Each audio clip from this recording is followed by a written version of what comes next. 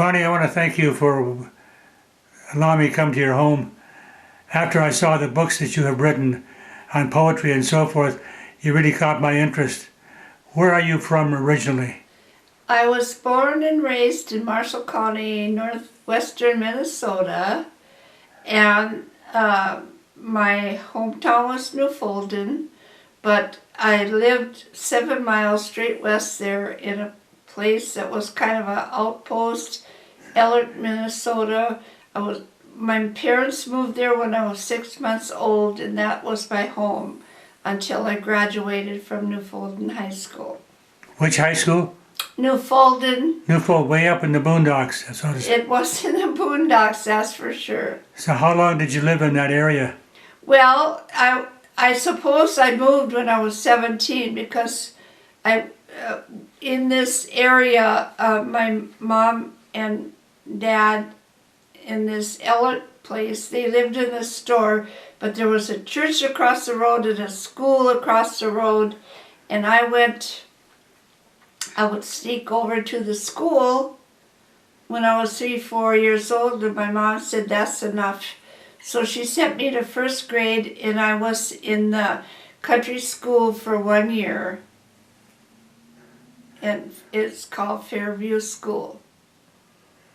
Wow. My mother was born in Newfoundland. We have a coincidence here. Yeah, we do. So now what happened after you finished school? You moved, where'd you move to?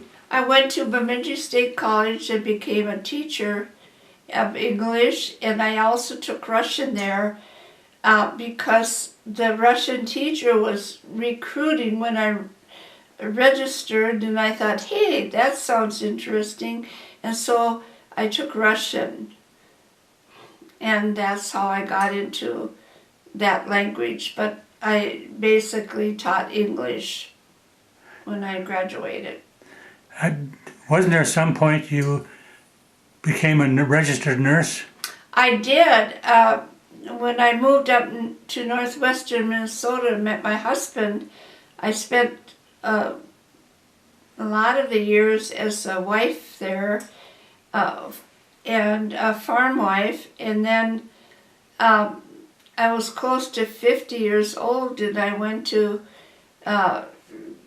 back to school, and I traveled 50 miles every day to go to Thief River Falls for the LPN program, and then the next year the What's an LPN? Licensed Practical Nurse. Okay. And then I went every day, winter, summer, spring, or whatever, and then I got that degree, and then I qualified for the 2-year RN, and so I continued in Thief River and got that, and then I graduated, and then North Dakota was pretty fussy about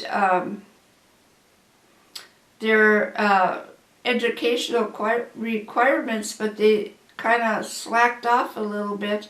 So if I attended the University of North Dakota, I could become a registered nurse through them. And so that's what I did. And then I went to Grand Forks and worked in Valley Memorial Homes and different places in North Dakota because my husband and I lived right on the border. Wow. At what point did you discover poetry? I always loved poetry because it was in my heart, and I started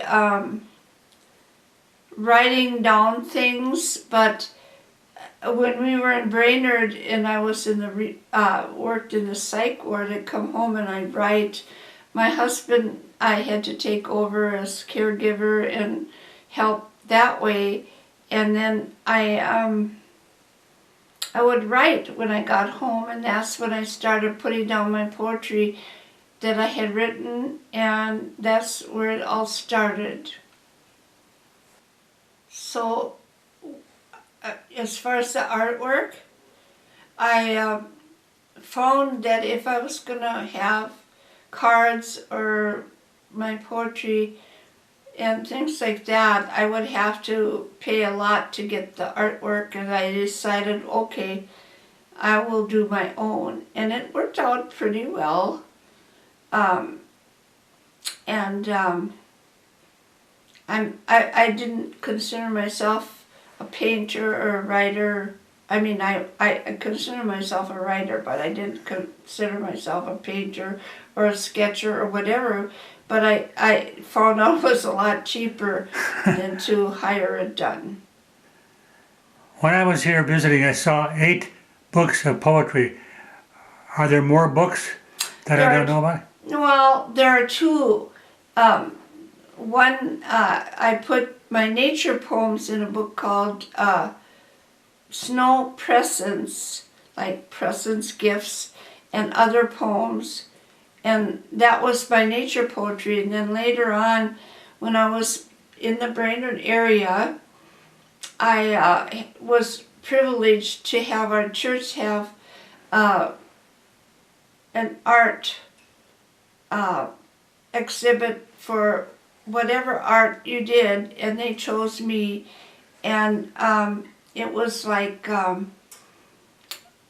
I called it Dancing Barefoot in the Wind, and then I used my own painting for the cover, and they had my exhibit up there, Poetry in the Wall, for about 6 weeks.